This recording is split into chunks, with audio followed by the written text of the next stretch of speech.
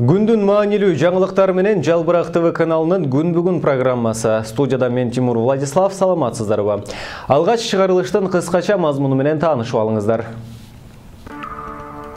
Бийлик Максим Бакиев менен алака түзүп жатабы? НТС'ти тартып алган компания Максим Бакиевдики дешүүдө. Тышкы иштер министри Эрлан Абдылдаев визадан бизнес кылып жатабы? Кытайга каттаган айдоочулар визанын $1000 чыккандыгын айтышууда. Өзбекстанга 4 пансионат кайрадан берилди. Ысык ымалаа үчүн мүлк берүү зарыл беле?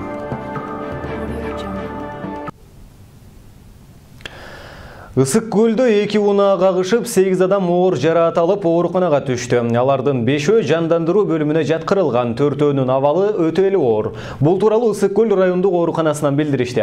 Ал эми милиция билдиргенде кырсык түшкө жакын Корумду аймагына жакын жерде катталган. Карама-каршы келаткан BMW жана Audi 100 үлгүсүндөгү автоунаалар кагышкан. Учурда тийиштүү экспертизалар жүргүзүлүп, кырсыктын себептери иликтенүүдө деп айтылат маалыматта.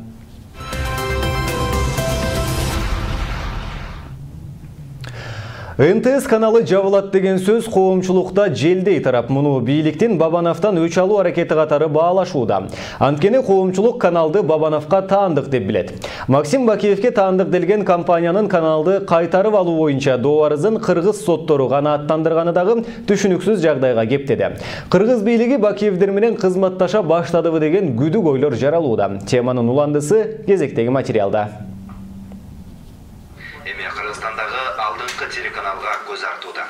Эң өкүндүргөнү өлкөдө көптөгөн экономикалык кылмыштар үчүн сыртынан өмүр бою соттолгон Максим Бакиевдин кара ниет иштерин Кыргызстандын соттору колдоп берип жатканда болууда. 2 күндөн бери НТС каналынын мүлктөрүн камакка алуу боюнча райондор аралык соттун чечимин көтөрүп алып, сот аткаруучулар милициянын коштоосунда жүрүшөт. Бүгүн түштөн кийин каналдын мүлкү каттоого алына баштагандыгы белгилүү болду. Каналды мыйзамсыз тартып алууну көздөгөн Gregston Capital Ltd компаниясы мурдагы президент Курманбек Бакиевдин уулу Максим Бакиевдин көзөмөлүндө экендиги айтылып, мындан улам кыргыз бийлиги Максим Бакиев менен байланышы барбы деген да ойлорду жаратууда. Ал эми канал жетекчилиги доогер тараптын арызын кыргыз соттору колдоп жатканына таң калышат. Бир Gregston Capital менен Аянттын компания дегендердин дооматтары бизге бар деп. Ошол жакта биз азыр да тактайбыз. Бул жакта үчүнчү тарап деп НТС чыгып атат. Бул кандай себептер экен? Мен буга чейин биз ошол бир же дооматтарды, же бир кайсы претензияларды, же бир жанакы кагаздуу дооматтарын биз эч кандай андайды уккан да эмеспиз, көргөн да эмеспиз. Ушундай даже компаниялар бар экен, мен азыр биринчи жолу өзүм угуп атам. Анан ушул жакта келип эле силер болду жумушуңарды токтойсуңар, иштебейсиңер. Бул жакта тиги силердин болгон имущество, ушул жакта жанакы имаратыбыз, кеңсебиз болгон бүт имуществолордун бардыгына арест коюлат. Ошону биз бүгүн опис кылып туруп, жумушуңарды токтотконго ушуну кылып кетебиз деди. НТС каналы башынан эле чырдан арылбай келет. 2006-жылы Максим Бакиев Аянт ишканасынан каналды рейдерлик менен тартып алган. Апрель окуясынан кийин аталган ишкана сотко кайрылып, кайтарып алган. Көп өтпөй ишкана жоюлуп, Трансмедиа жоопкерчилиги чектелген коомуна өткөн. НТС алардан жабдыктарды ижарага алып иштетип келет. Ал эми коомчулукта канал Өмүрбек Бабановго таандык экени айтылат. НТСтин тегерегиндеги окуяда Бабановдун Facebook баракчасына билдирүү жарыяланды. Анда рейдерлик жол менен сотту колдонуп, НТС телеканалын тартып алууга даярдык жүрүп жатканы айтылат. Урматтуу кыргызстандыктарым, ойго келбеген иш болуп жатат. Рейдерлик жол менен сотту колдонуп НТС телеканалын тартып алганы турушат. Кыргызстандык соттор эми Максим Бакиевдин кызыкчылыктарын коргоп калганбы? Юридикалык документтер акыйкаттык куру барак, куру сөз болуп калды беле? Башкы максат көз карандысыз, жеке телеканалды жаап салуу же тартып алуубу? НТС боюнча жагдайды айрым саясатчылар Бабановго карата уюштурулган деп болгулошот. Анткени Бабанов шайлоодон кийин өлкөдөн чыгып кеткенден кийин алгач ага таандык делген Санжыра радиосу обого чыгуусу токтотулду. Андан соң НТС жабылат деген сөздөр тараган. Депутат Жанар Акаев каналдын жабылышы боюнча баскынчылык аракет деген баасын берет. НТС-ті тартып алуу аракети бул баскынчылык. Эгерде азыркы өкмөт башчы мурдагы жетекчиси Максим Бакиевдин рейдерлик жол менен каалаган мүлктү басып алуу саясатын улантам десе терең жаңылышат.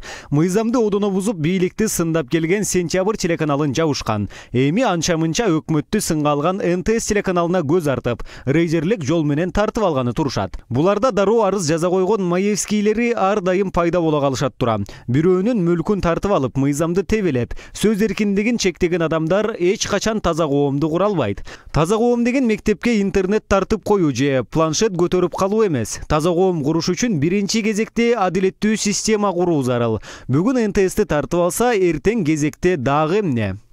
Атамбаевдик бийликтин куугунтугуна кабылган медиа каражаттары жана журналисттер көп эле болду. Жалгыз оппозициялык канал Сентябрь жабылды. 5-каналдын жетекчилиги алмашып, жамааттын жарымы кетти. Пирамида каналынын жетекчиси алмашты. Мунун баары бир учурда болуп жатканын, шайлоодон кийинки мүлк бөлүштүрүү болушу да мүмкүн дешет. Баары бир убакта болуп атканы ушу көп эле эме суроо туудурат. Бир убакта болуп атканы 5-каналдагы, пирамидадагы, ага чейин Сентябрда жапты, жалбыракты каттабай атат туурабы? Дагы кимдер НТСке келип атышат, каяктагы бир тетиги 6-7 жыл мурда болгон бир шылтоолор менен туурабы? Артында эмне жатат билбейбиз. Эми мунун баарына сот килгизип атпайбы? Соттун чечими менен деп. Анткени Конституция боюнча, закон боюнча сот бир нерсени чечсе, ошол акыркы чечим болот. Ошого жамынып алып атышпайбы? Маалымат таласындагы куугунтуктар бийликке жакшылык алып келбейт деген замандаштар айрыкча Бакиевдик бийликтин куулушуна негиз болгон окуяларды айтышат. Ошого карабай, сөз эркиндигине болгон кысым токтобой жатканы катаклизмге алып келчү коркунучтуу көрүнүш дейт саясатчы экс-министр Каныбек Осмоналиев.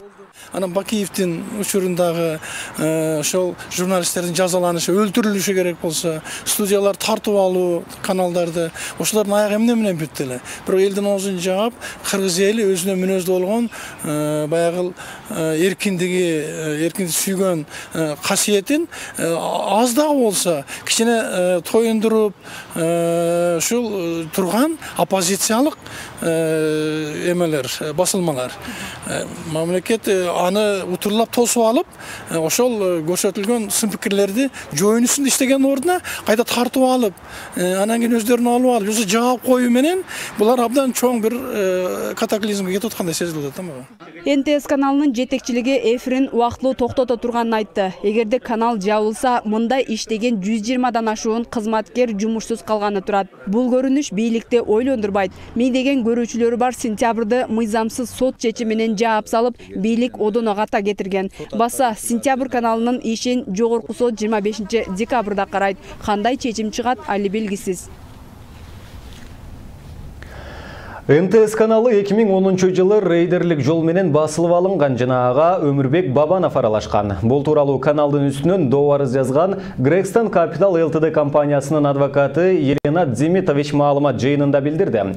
Ал Максим Бакиев менен тааныштыгы жок экенин, өзү жалданган адвокат экендигин билдирип, бирок ким тарабынан жалдангандыгын ачык айткан жок. Дзимитовичтин айтымында Грексton Capital Ltd 2010 жылга чейин каналга 2,357 миң доллардан ашуун инвестиция салган. Учурда бул каражатты кайтарып алуу аракети жүрүп жатат. Адвокат каналды жабуу максат эмес экендигин жана НТС жетекчилиги менен сүйлөшүү улана берерин, баары мыйзам чегинде жүрөрүн кошумчалады. Я поясняю. Дело в том, что в 2009 году компания Gregson Capital Ltd. приобрела все права на вложенные в создание и развитие телерадиокомпании НТС. Инвестиции суммой 2 457 526 долларов США. Основным кредитором стала материнской компании, это УСО «Аянт». Ну, всем известно, что в апреле 2010 года произошли массовые беспорядки в стране, ну и, соответственно, многие воспользовались, в том числе, включая вот господина Бабанова. То есть он, используя свои, так скажем, полномочия, он на тот момент был госчиновником, он просто с помощью аффилированных физических и юридических лиц осуществил перевод активов, то есть это схема, одним словом. Вот сейчас выяснилось, что 14 октября 2011 года Министерство юстиции Кыргызской Республики издало приказ номер 2103 о ликвидации и прекращении деятельности УСО «Аянт». во внесудебном порядке. На тот момент УСО «Аян» являлись владельцами компании НТС. Ну и имелись активы, которые отчуждались до самой вот этой ликвидации и позднее в виде недвижимости, в виде транспортных средств, возможно, но недвижимости эту информацию мы получили официально от местных регистрационных органов. То есть фактически произошел захват инвестиций компании Gregston Capital Ltd. Таким образом. Кыргызстандагы жарандык активисттер соттун чечими менен ири доого жыгылган журналисттер үчүн акча чогулта баштады. Нарынаев Дина Маслова жана Адилет укуктук клиникасынын жетекчиси экс-депутат Чолпон Жакупова үчүн эл сом электрондук капчык аркылуу 0555 57 75-08-82 каражат номуруна каражат топтоло баштады. 19 декабрда Бишкектин Акчабыр райондук соту zanoza.kg сайтын негиздеген Промедиа фондунан жана анын түзүүчүлөрү Нарынаев менен Дина Маслованын ошондой эле Адилет укуктук клиникасынын жетекчиси Жогорку кеңештин экс-депутаты Чолпон Жакупованын соттун чечими менен чегерилген сумманы бөлүп төлөө боюнча өтүнүчүн караган. Буга сот аткаруучулар каршы болуп, судья Кымбат Архарова арыз ээлеринин өтүнүчүн канааттандырган эмес. Ар бир сотто болот эмеспи? Мисалы үчүн 100 000 сомго берет доону, 10 000 сом чегерип берет сот, 50 000 кылып азайтып. Мында бир дагы сот боюнча бир дагы тыйынга азайткан жок сот. Канча сураса ошончону берип атат. Сураганда дагы асмандын башын сурап атпайбы? Эч кандай далили жок. Мисалы үчүн ооруду адам, мынча чыгым болду, дарыларга же операцияга деген эч нерсе жок да. Жөн асмандан алып эле 3 миллион болсун деп эле берип коюп атат. Президент өзү дагы журналисттер сураганда айтпады, алардын акчасы көп. Мен билем деп. Билсе анда таап берсин ошол акчаны. Мен билбейм кандай каяктан, эмне үчүн андай экенин. Бул баягы жөн эле өч алуу деген сыяктуу нерсе го. Баягы эч кандай мындай бир акылга сыйган бир далили жок же негизи жок. Жөн эле баягы фонддун деле анча акчасы жок. Берки Жакупованыкы деле анча акчасы жок. Ал деле бөлүп төлөйүн дептир. Анткени айлыгы бир төбөлү жогору экен, бирок ага да болбой коюп атпайбы. Эч нерсе бир дагы жерден бир дагы сот, мына биз Октябрь райондук сотунан район аралык сотторду соттоштук, 1-Май районунда дагы соттоштук. Бир дагы жерде бир кичинекей кыпындай эмеге эметкен жок да, мындай азайткан жок. Коррупция менен күрөшүү бирдей жүрбөй жатат. Бул тууралуу белгилүү саясатчы Адахан Мадумаров түз эфирде элдин суроосуна жооп берип жатып билдирди. Ал коррупция менен күрөшүү деген сөздүн мааниси оппозицияда жүргөндөрдү куугунтуктоо дегенди түшүндүрүп калгандыгын айтты. Буга улай депутат Алмамбет Шыкмаматовго карата соттун өкүмү адилетсиз чыккандыгын кошумчалады. Шыкмаматовду $3,500 зыян келтиргенсин деп 5 миллион сом төлөйсүн дептир. Эми карагыла. Жогорку кеңеш сырттан келген унга кошумча наркты алып салуу жөнүндө мыйзам жазып өздөрү 3 киши тегерменчилер. Мыйзам жазып киргизишти. Натыйжада кыргыз казынасы 680 миллион сом зыян тартты. 680 миллион сом. Мен эсебим эмес, тийиштүү адистердин эсеби. Бул талкуу болду. Ошол мыйзамды жазган азаматтарды неге жазага тартпайт? 680 миллион. Эгер Шыкмаматов $3,500 келтирсе, бул 250 000 сомдун тегереги болот. 250 000 сом зыян келтирсе, 20 эсе кошуп туруп 5 миллион төлө деп чечим чыгарды. Эгер 680 миллионду 20 эсеге көтөрө турган болсо, 13 миллиард 600 миллион сом болот. Бул деген кыргыз саламаттык сактоо тармагына 1 жылда бөлүнгөн акча. 1 жылда бөлүнгөн акча. Эмнеге ошол 3 депутатты түрмөгө салбады? Президентке чейин кол койгон деп. Президенти кол коюп берип атат. Өкмөтү киргизип атат. Ошол мыйзам. Неге жоопка тартпады? Натыйжада кыргыз дыйкандары буудай айдабай калды. Неге? себеп бағасы 5 сом, 5,5 сомға түшіп кетті. Өзіне сақтабай қалды. Борбор қаланың Октябрь райондық соты экс-депутат Қарғанбек Самақовты қатал тәртіпте 10 жылға еркінен ажыратуы туурасында өкім шығарды. Бирок 2 мунапыс менен абак мөөнөтү 3-төн 2-ге кыскарды. Ал эми аны менен кошо күнөөлөнүп жаткан Кубанычбек Самақов, Абай Таштанбеков, Аликбай Сариев, Эрнис Койчуманов жана Урмат Нурдиновдун үй мүлкү конфискацияланып, қатал тәртіпте 8 жылға абакка кесилип, 2 мунапыс менен абак мөөнөтү 3-төн 1-ге кыскарды. Ал эми Игорь Чудинов менен Искендер Айдаралиевке 5 миллион сомдон айыппул салынды. Издөөгө алынган Арыстанбек Ногоев, Курманбек жана Жанаш Бакиевтерге 10 жылдан берилди. 2008 жылы Байтик, Лебединовка жана Каражыгач айыл өкмөттөрүндөгү айыл чарба жерлерин жеке менчикке өткөрүлгөнү боюнча Самақовка 2015 жылы май айында кылмыш иши козголгон.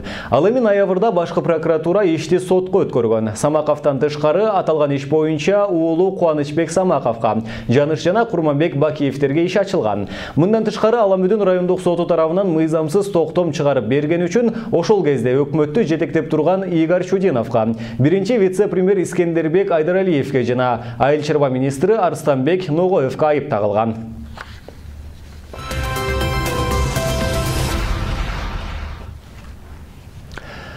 Кытайга жүк ташуучу айдоочулардын арыз муңу чечилбей жатат. Алар Кытайга виза ачтыруу иши коррупцияланышып, ортомчу фирмалар мыйзамсыз бизнес кылып жаткандыгын айтып нааразы. Бул маселенин алкагында 400дөн ашуун айдоочу кол коюп, Тышкы иштер министри Эрлан Абдылдаевдин наамына кат жөнөтүлгөн. Бирок катка 1 айдан бери жооп жок. Ал эми визалар элчиликте таанышы бар шылуундар аркылуу кымбат баада жасалып жатат дейт айдоочулар. Бул боюнча кесиптешим сөз кылат. Сооронбай Жээнбеков президент болуп шайланган соң анын жердештери шерденип, Ош шаарындагы оор жүк ташуучу айдоочулар бирикмелери жаңы президент коррупциянын тамырын кыркаар деген үмүт менен пресс-конференция өткөрүшкөн. Айтымдарында Кытайга виза ачтыруу иштери бир топ татаалдашкан. Мисалы наркы $160 турган виза $1000 чейин кымбаттаган. Алас келгенсип тиешелүү документтер 6 айлап колго тийбей, кагаз иштери кыйынчылык жараткан. Кытайга виза алуу татаалдашып жаткандыктан ишкерлер Казакстан, Тажикстан, Өзбекстандын айдоочуларын жалдаганга аргасыз болушкан. Бул көрүнүш ортодо жөн гана виза алып иштеген ортомчу фирмалардын махинациясы дейт айдоочулар. Бул көйгөйдү көрсө да көрмөксөн болгон Тышкы иштер министрлигине айдоочулар нааразы. Эгер бул маселе чечилбесе, тиешелүү аткаминерлер кызматтан кетиши керек дешет алар. Тышкы иштер министрлигинин департамент консулский служба деген службасы бар. Ошол жердеги кишилер иштебей атат да. Булар кантип иштебейт? Булар барып посолго чыгып, консулга чыгып, бизде мындай айдоочулар визасы калып, таңкыс болгондугуна байланыштуу, визанын таңкыстыгына байланыштуу биздин виза алуу $1000 чейин чыгып кетти. Бул жерде спекуляция болуп атат деп шуну жеткизип, алар менен бул маселени чечиш керек болчу. МИДтен, кайдыгерлигинен ошолор мафиялашып алган да. Мафиялашып алып, шопурларга кыйынчылык болуп атат. 2 жумада ачып берем, $600 бересиң. 1 жумада ачып берем, $700 ачып берем деген ушундай мошенниктер көбөйүп кетти бу жерде. Ошон үчүн биздин бүгүн бирден бир талап ошол жердеги виза аткан фирмаларды жолуна коюш керек. Жолуна койбосо бул коррупция боло берет да. Буга ГКМ-5 керек. Тышкы иштер министрлигинин Ош шаарындагы өкүлчүлүгү да виза сатуу боюнча коррупция бардыгын танбайт. Бирок бул иш боюнча айдоочулар бизге эмес, тиешелүү органдарга кайрылуулары тийиш деп жоопкерчиликтен качып кутулган. Консульский сбор ал жакта $160 болуш керек. Менин билишим боюнча. Ал $160 болуп келген, азыр деле ошондой. Жанагы сиз айткан 200 канча болуп кетти, 300, 700, 1000ге чейин барып атат дейсизби? Ал ошол жерде жүргөн жанагы ортомчулардын балким какой-то бир маржасы да, үстүнө кошкон бу. Бул боюнча билесизби, Министерство иностранных дел бул антикоррупционный бир орган эмес. Бул боюнча биздин тиешелүү органдары бар. Президент Сооронбай Жээнбековдун кызматка киришкенине 1 айга чукулдады. Бирок Кытайга виза ачтыруу мүшкүлү ошол бойдон калууда дейт Ош шаарындагы Трансордо фирмасынын жетекчиси Мырзамат Чынкараев. Ал аталган көйгөйдү чечип берүүсүн өтүнүп, 400дөн ашуун айдоочунун атынан Тышкы иштер министрлигинин дарегине кат жөнөтүлгөндүгүн айтат. Бирок катка жооп болбогон соң, азыр деле элчиликте таанышы барлар мыйзамсыз акча алышып, коррупциялык иштер уланып жатат дейт ал.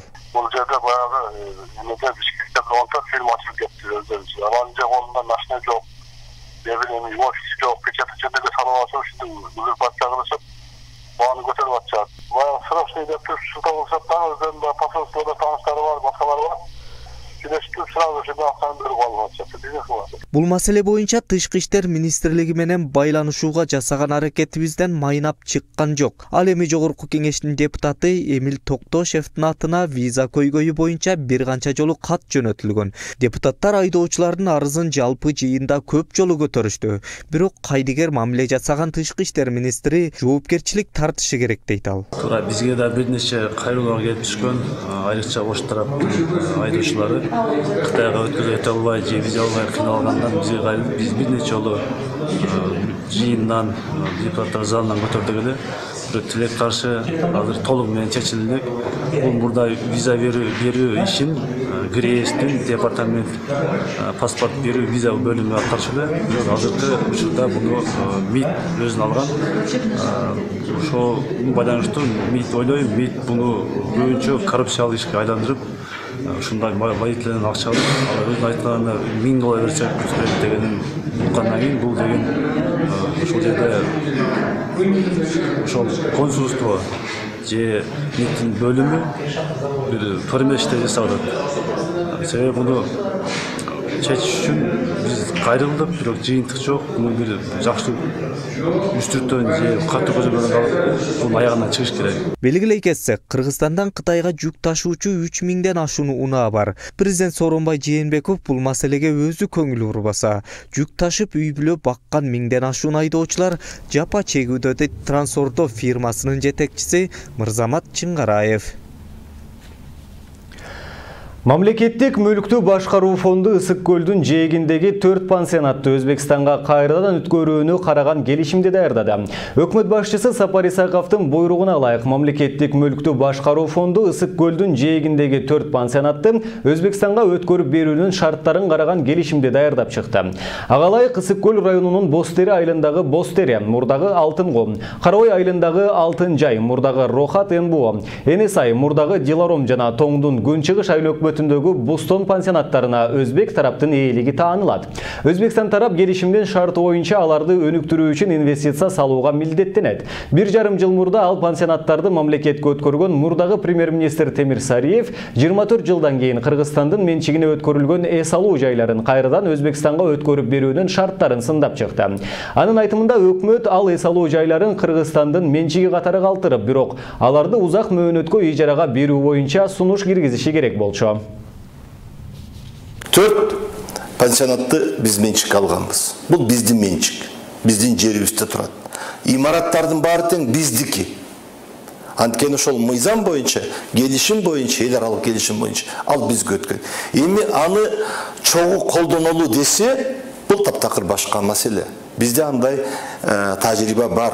Мына Казакстан менен болгондо дагы 2006 жылы Казакстан менен ошо 4 пансионат боюнча атайын келишим кол коюлуп, аларга арендага берилет. Кандайдыр бир мөөнөт менен, анан шарттар менен. Ошо шарттар жазылыш керек да. Балыкчы корумду унаа жолунун курулушу токтоду. Анткени жол салып жаткан Лонгхай компаниясынын 500 жумушчусу 5 айдан бери айлык ала элек.